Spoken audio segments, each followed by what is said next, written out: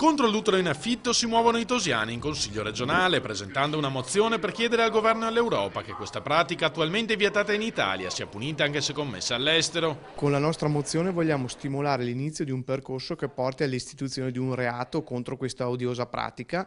Vogliamo sostanzialmente che non apra anche in Italia una filiale del cosiddetto di questo grande supermercato mondiale di bambini. È una prassi abominevole che fa già nascere un bambino orfano della madre. Noi questo non lo possiamo tollerare e vogliamo che finalmente venga fatta una chiarezza normativa. Speriamo che il nostro appello venga accolto da tutto il Consiglio regionale e che poi il Parlamento legiferi in tal senso. Questa pratica inumana, ricordano i tosiani, è attualmente legale in paesi come Bangladesh, Thailandia, Cina, Grecia, Russia, Ucraina, Spagna, Regno Unito, Canada e Stati Uniti.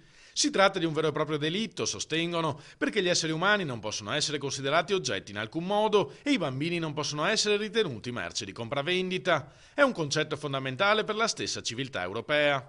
Mi chiedo che fine hanno fatto le femministe quando ad ogni stupidaggine sollevano scudi e in questo caso, che è un vero uso dell'utero della donna, non commentano, sono completamente assenti.